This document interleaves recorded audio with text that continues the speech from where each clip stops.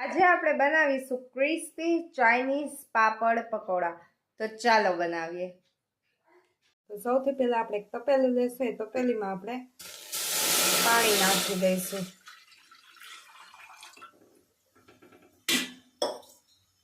હવે આપણે આની અંદર તેલ નાખીશું, થોડુંક મીઠું નાખીશું, થોડુંક મીઠું નાખી દીધું છે। હવે આપણે આની અંદર નૂડલ્સ નાખી દઈશું। આપણે આમાં નૂડલ્સ નાખી દઈશું। હવે આપણે આને નૂડલ્સને સરખા ચડવા દઈશું।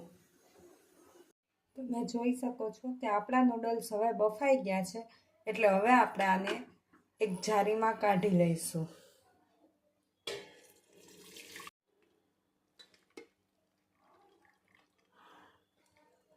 આપણે આને આવી રીતના કાઢી લેવાના છે। આપણે આ કાઢી લીધા છે આને। હવે આપણે આમાં ઠંડુ પાણી રેડીશું આવી રીતના, એટલે કે આ એલા ચોટી ન જાય। પછી આપણે એને આમ હલાવી લેશું અને પાણી રેડતા જઈશું। નૂડલ્સમાં આપણે પાણી નાખી દીધું છે, એટલે આ ઠંડા થઈ ગયા છે, બરાબર। એટલે આ ઠંડા થઈ જાય એટલે ચોટે નહીં, આવી રીતના અલગ અલગ જ રહે। હવે આપણે એક પેન લઈશું। પેનમાં આપણે તેલ એડ કરીશું જરૂર મુજબ। ગરમ થઈ ગયું છે। હવે આપણે એમાં આદુ મરચાં લસણની પેસ્ટ નાખીશું। હવે આપણે આને થોડી વાર સાતળશું। સતળાઈ જાય પછી આપણે આમાં ડુંગળી એડ કરીશું। 2 મિનિટ સાતળવાનું છે આપણે આને। તમે જોઈ શકો છો આ સતળાઈ ગયું છે થોડું। હવે આપણે આમાં ડુંગળી એડ કરીશું। ડુંગળી આપણે નાખી દીધી છે। હવે આપણે ડુંગળીને થોડીક સાતળવા દઈશું આમાં। તમે જોઈ શકો છો આપણી ડુંગળી થઈ ગઈ છે। હવે આપણે આમાં વેજીટેબલ્સ એડ કરીશું।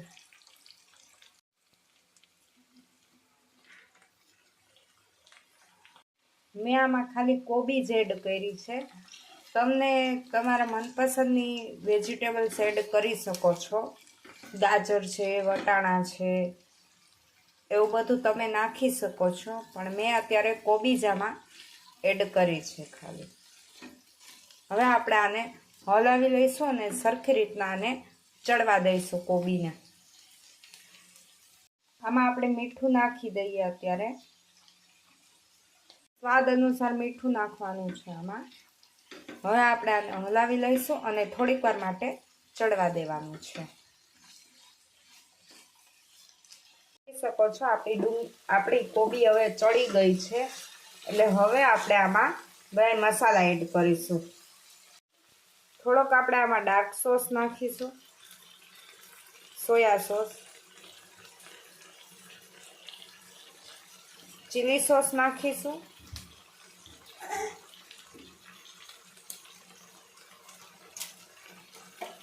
મેગી મસાલો નાખીશું। આમાં નૂડલ્સ હક્કા નૂડલ્સમાં ભેગો જ આવેલો એ જ નાખેલો છે ને।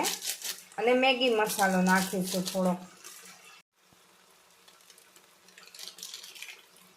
થોડોક મેગી મસાલો નાખીશું। હવે આપણે બધું સારી રીતના મિક્સ કરી લઈશું। આપણે આ મિક્સ કરી લીધું છે।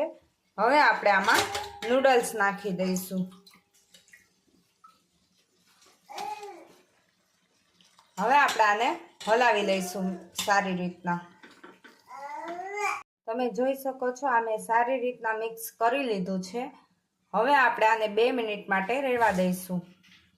હવે આપણે એક ડીશમાં પાણી લઈશું। પાણીમાં આપણે આ પાપડ બોળી દેવાનો છે। પાપડ આપણે બોળી દીધો છે, એટલે આ સોફ્ટ થઈ ગયો છે। હવે આપણે આને નિતારી અને આ પાટલા ઉપર રાખી દઈશું। હવે આપણે આમાં વચ્ચે સ્ટફિંગ ભરીશું। જરૂર પૂરતું આપણે આમાં સ્ટફિંગ ઉમેરીશું। આપણે આમાં સ્ટફિંગ નાખી દીધું છે। હવે આપણે આને આમ બે સાઈડ પહેલા આમ વાળી દઈશું। આમ વાળી અને પછી આપણે એને આ સાઈડ આમ વાળીશું, પછી આ સાઈડ વાળીશું. આવી જ રીતના આપણે બધાય રોલ તૈયાર કરી લેવાના છે. એવી જ રીતના બધાય તૈયાર કરી લીધા છે, તમે જોઈ શકો છો. હવે આપણે એક પેન લઈશું. એ પેનમાં આપણે ચણાનો લોટ એડ કરીશું. હવે આપણે આમાં થોડુંક મીઠું એડ કરીશું સ્વાદ અનુસાર, થોડાક અજમા એડ કરીશું. હવે આપણે આમાં પાણી નાખી અને હલાવી લઈશું. હવે આપણે આમાં પાણી નાખીશું અને રાગ બનાવી લઈશું એક. આપણે આવો રાગ તૈયાર કરવાનો છે, તમે જોઈ શકો છો. બહુ પતલો પણ નહીં અને બહુ ઘાટો પણ નહીં. તો રાગ આપણો તૈયાર થઈ ગયો છે. હવે આપણે તેલ ગરમ કરવા રાખી દીધું છે. તેલ ગરમ થાય એટલે આપણે આમાં આ વાળેલા રોલ્સ નાખી દઈશું. આપણું તેલ ગરમ થઈ ગયું છે.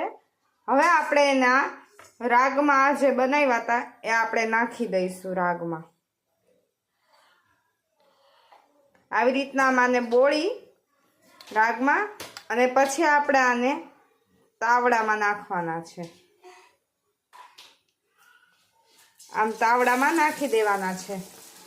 એવી જ રીતના આપણે બધાય તરી લઈશું. આને લાઇટ બ્રાઉન કલરના તરવાના છે. તમે જોઈ શકો છો આ લાઇટ બ્રાઉન કલરના થઈ ગયા છે.